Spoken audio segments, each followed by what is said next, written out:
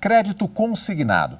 Aquele empréstimo que a gente consegue no banco em que o pagamento é descontado diretamente no contra-cheque. Pois é, essa modalidade tem recebido muitas reclamações dos clientes.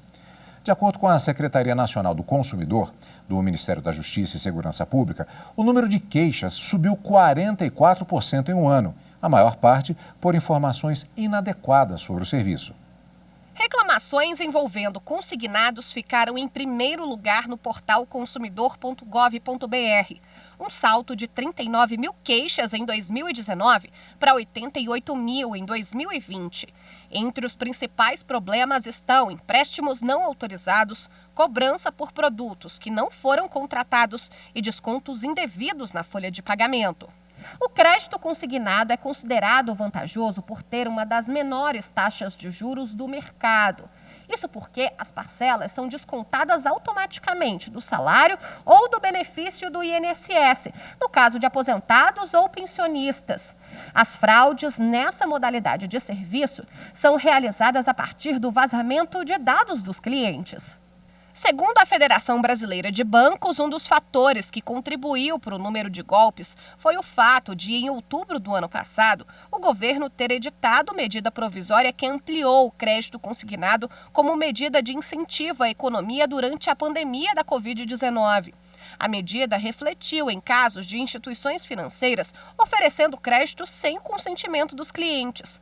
A Febraban puniu mais de 600 bancos e financeiras. As sanções vão desde a advertência à suspensão permanente da relação comercial. E para repercutir o assunto, eu converso agora com o advogado Benjamin Barros, a quem, antes de mais nada, dou boa tarde. Obrigado por estar conosco nessa primeira edição do Jornal da Justiça, primeira edição, doutor. Justamente um privilégio tê-lo conosco aqui para falar sobre este importante assunto. Muito boa tarde. Boa tarde, Cadu. Sempre um prazer participar aqui do programa para trazer essas orientações ao consumidor. Sobre esse assunto que, como vimos na matéria, tem gerado muitas reclamações. Então, vamos começar com algumas situações específicas. Por exemplo, a constatação de um desconto referente a um empréstimo que não foi contratado pelo cliente. O que é que ele deve fazer? O primeiro passo é identificar a origem desse empréstimo.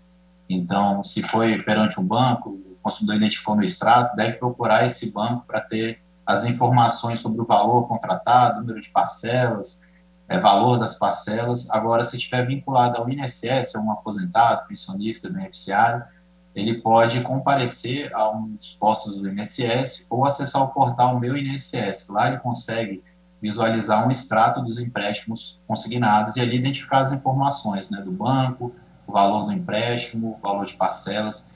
A partir dessas informações é que o consumidor consegue tomar as providências mais efetivas, que seriam fazer as primeiras reclamações administrativas.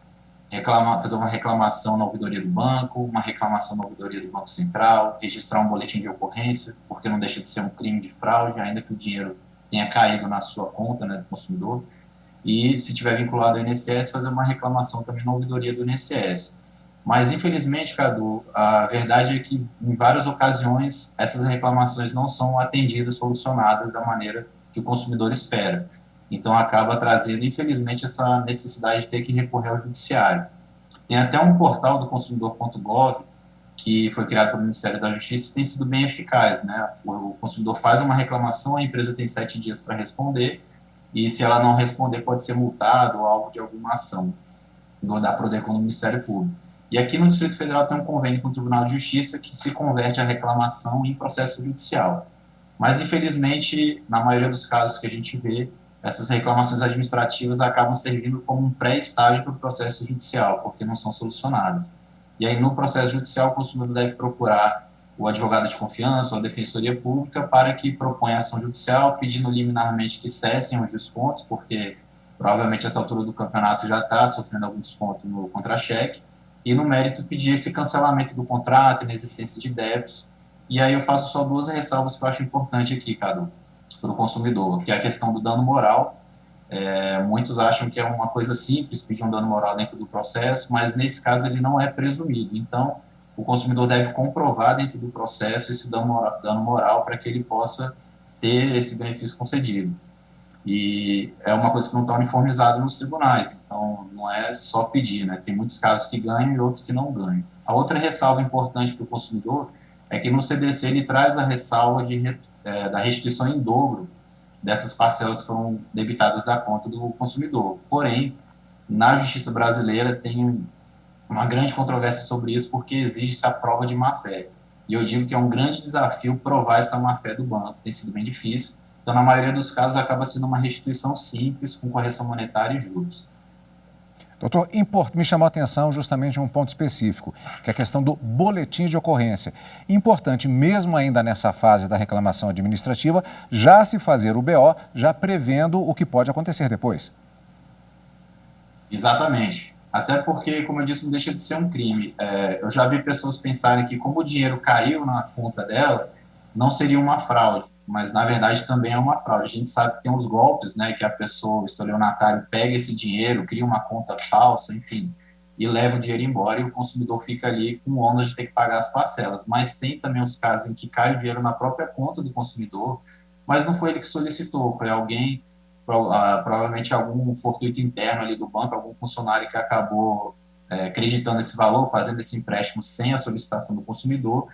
E eu te digo que eu já vi muito acontecer, principalmente com os aposentados, de que cai esse dinheiro, está numa situação delicada de dinheiro, financeira, e acaba usando aquele valor que foi acreditado na conta e acaba se tornando refém das parcelas que vem ali.